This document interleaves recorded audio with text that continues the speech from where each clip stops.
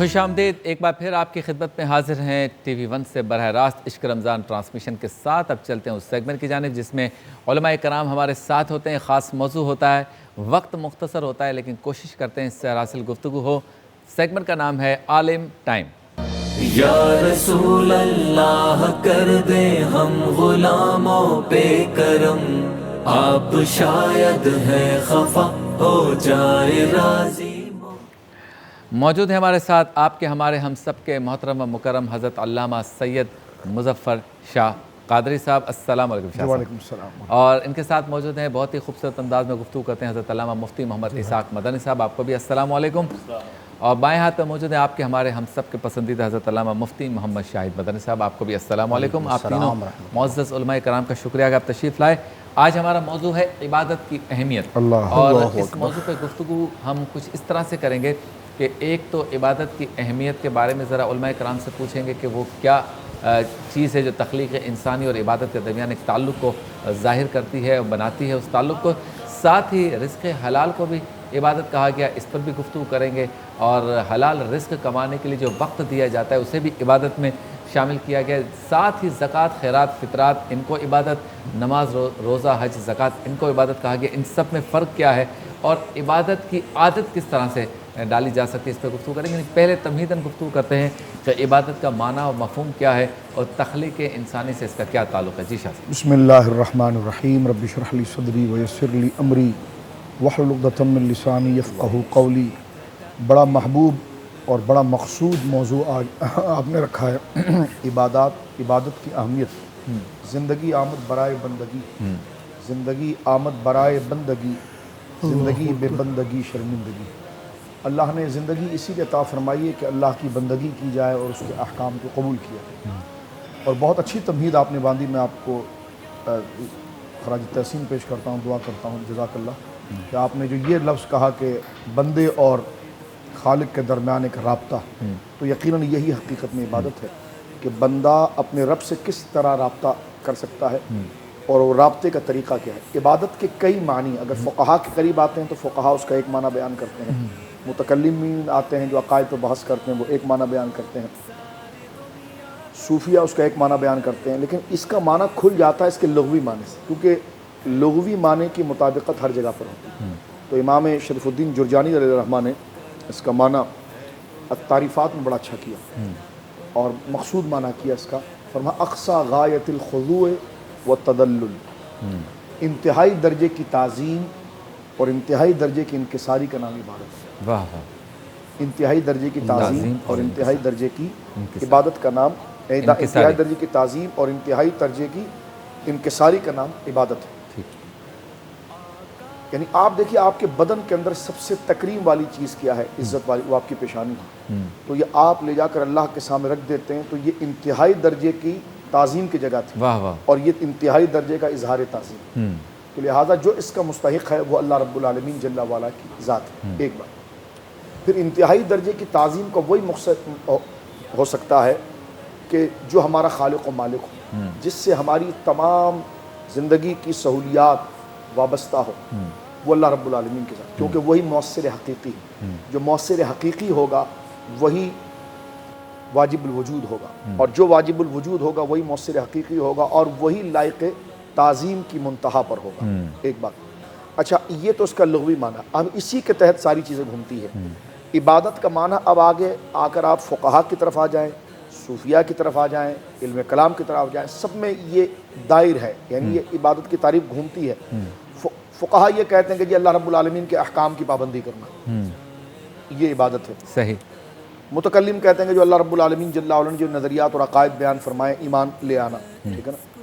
صوفیہ کہتے ہیں کہ عبادت اس طرح کرنا جو جس طرح تم اللہ کو دیکھ رہے ہو، اور تم اگر یہ کیفیت تمہارے اندر نہیں ہے تو تم یہ یقین کرو کہ اللہ رب العالمین تمہیں دیکھ رہا ہے، یعنی اخلاص کے ساتھ کرنا، اچھی نیت کے ساتھ کرنا۔ لیکن یہ جو بھی چیز ہو، چاہے احکام پر عمل کرنا ہو، چاہے ایمان لانا ہو، چاہے اخلاص ہو، ان تمام چیزیں میں اس ذات کی تعظیم، واہ واہ، اس کے احترام میں، اس کی تعظیم میں یہ گویا کہ اس کو بجائے لایا جا رہا ہے۔ لہٰذا آپ نے جتنی چیزیں آپ نے بیان فرمائی کہ رزق حلال ہیں، یہ ہے، یہ عبادت، یہ عبادت، دراصل یہ عبادت ہے اس لیے کہ اس کے حکم کی تعمیل ہے۔ یہ اس کے حکم کی تعمیل ہے اور یہ اس کی انتہائی تعظیم ہے۔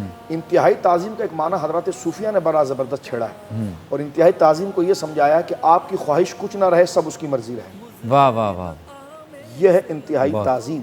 یعنی کتنی بڑی تعظیم ہے، کہ اس یعنی کو مثال کے چھوڑ طور دیا۔ جی بالکل، میں آپ کی تعظیم میں میرا جی چاہ رہا ہے میں بیٹھوں، لیکن آپ آگے تو میں کھڑا ہو گیا، تو گویا کہ میں نے اپنی سہولت کو چھوڑ دیا آپ کے اکرام کی وجہ سے۔ صحیح۔ تو لہٰذا عبادت کی تعریف صوفیہ کرام یہ کرتے ہیں کہ جس کی سنی جائے، جس کی مانی جائے۔ اس لیے قرآن کریم فرقان حمید نے جس کے حضور اپنی خواہشات کو تابع کر دیا جائے، صحیح، آپ کی کوئی مرضی نہ رہے، آپ کی کوئی خواہش نہ رہے، اسی کی مرضی رہے، اسی کا حکم رہے، تو اسی میں آپ اپنا سکون پائیں، یہ انتہائی درجے کی تعظیم ہے۔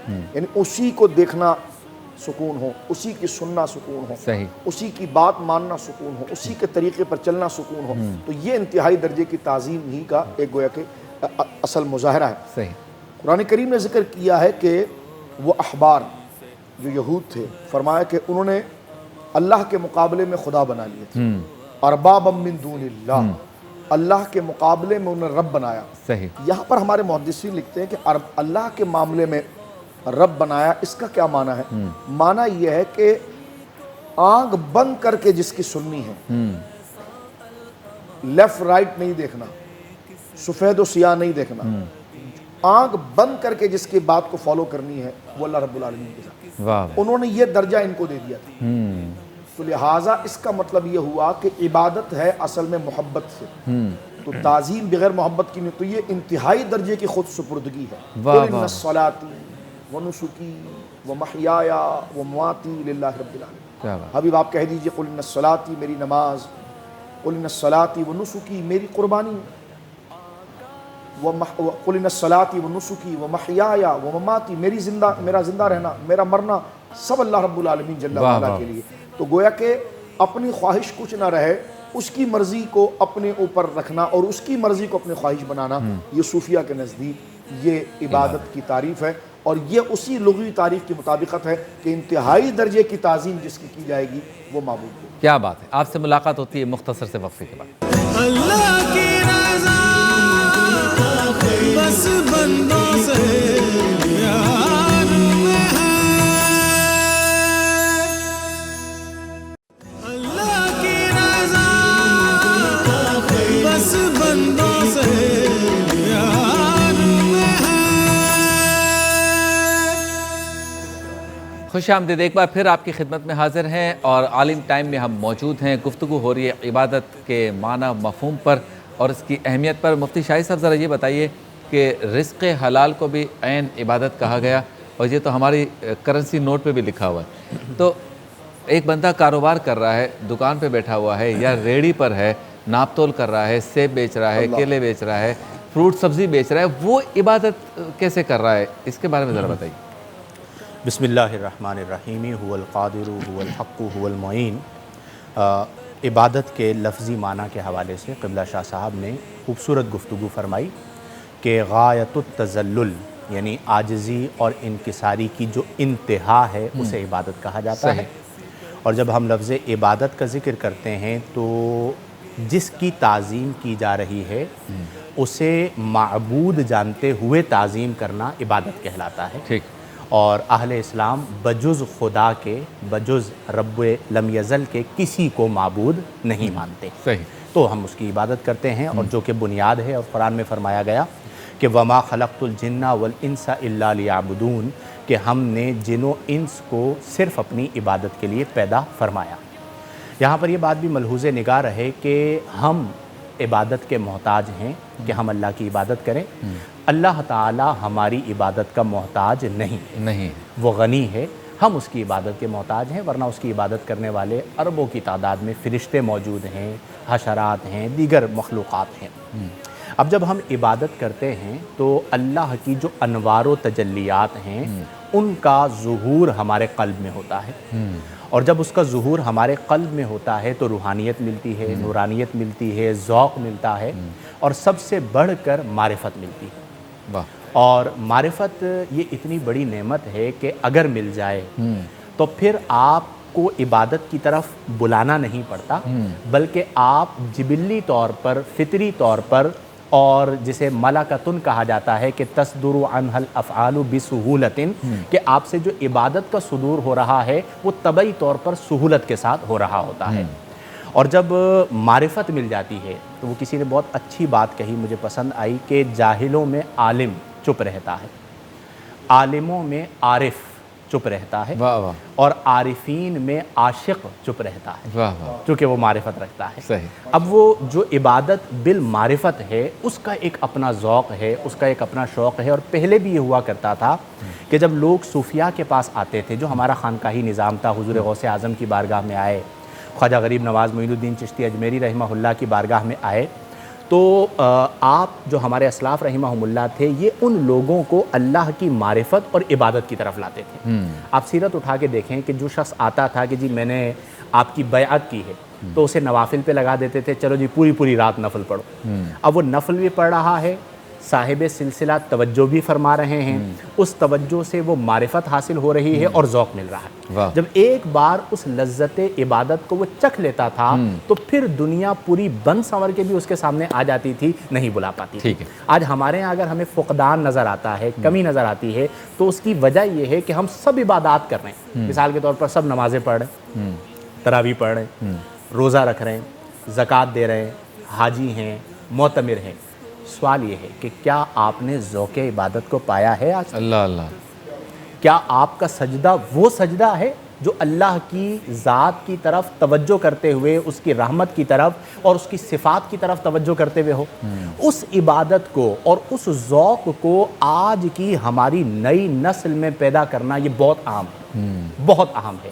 اور ہمارے جو افراد ہیں جو اس منصب پر موجود ہیں کہ جن سے نئی نسل جڑی ہوئی ہے، ان کا یہ بہت بڑا ذمہ ہے کہ وہ اس نسل کو اللہ سے جوڑیں، واہ واہ، اور اس نسل کے اندر ذوق عبادت اور شوق عبادت کو پیدا کریں۔ اور وہ جو حجابات ہیں، فرمایا گیا نا کہ شوق تیرا اگر نہ ہو، میری نماز کا امام، میرا قیام بھی حجاب، میرا سجود بھی حجاب۔ واہ واہ، اب مسئلہ یہی ہے کہ آج ہمارا قیام ہے، ہمارا سجدہ ہے، لیکن وہ حجاب والا۔ تو ایک تو ہمیں ایسی نظر کو تلاش کرنا چاہیے کہ جو ان حجابات کو اٹھا دے اور ہمیں اللہ کے قریب کر دے۔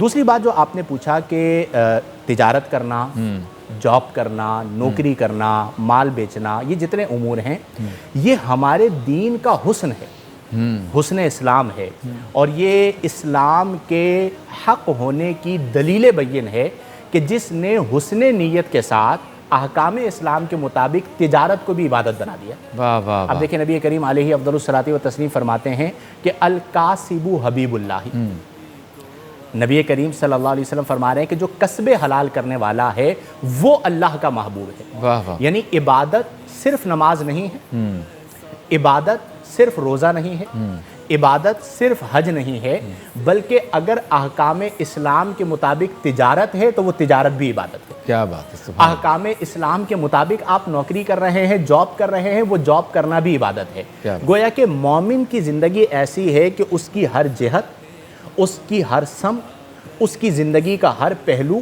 آپ سیرت مصطفیٰ کے مطابق کر لیں، اللہ اسے عبادت بنا دے گا۔ بہت سبحان یعنی آپ کا کھانا، آپ کا پینا، آپ کا اٹھنا، آپ کا بیٹھنا، آپ کا چلنا، یہ تمام چیزیں مصطفیٰ کریم صلی اللہ علیہ وسلم کی سیرت کے مطابق ہو۔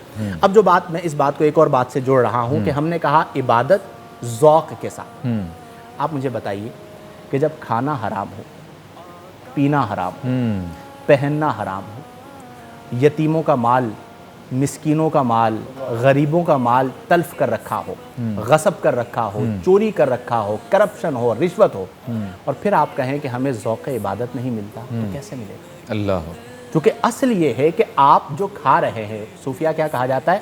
عقل حلال، صدق مقال اور دل سوختہ، یہ تین چیزیں مل جائیں تو بندہ صوفی ہو جاتا ہے۔ کیا بات، عقل حلال یعنی حلال کھانا، صدق مقال یعنی سچ کہنا، دل سوختہ یعنی اللہ اور اللہ کے رسول کی محبت میں جلا ہوا دل، واہ واہ، جو اس کی محبت میں جل گیا۔ یہ تین چیزیں مل گئیں تو پھر آپ اپنی ذات کے مشاہدے سے نکل جاتے ہیں۔ پھر آپ کا چلنا، آپ کا بیٹھنا، آپ کا سوچنا، آپ کا دیکھنا، یہ سب چیزیں تابع ہوتی ہیں اللہ تعالیٰ کی رضا کی۔ بہت اور جب یہ مقام آ جاتا ہے تو پھر بندے کو اللہ تبارک و تعالیٰ کی ایسی معرفت حاصل ہوتی ہے کہ سب جگ سو رہا ہوتا ہے اور وہ سجدے میں جا کر جبین نیاز سجدے میں رکھ کر اللہ تبارک و تعالیٰ کے قرب کے مزے لے رہا ہوتا ہے۔ تو دونوں چیزوں کا حسین امتزاج ہو کہ عبادت ہو، معاملات ہوں، عبادت اور معاملات دونوں میں خلوص ہو تو کرم ہی کرم ہو۔ کیا بات ہے، آپ سے ملاقات ہوتی ہے مختصر سے وقت کے بعد۔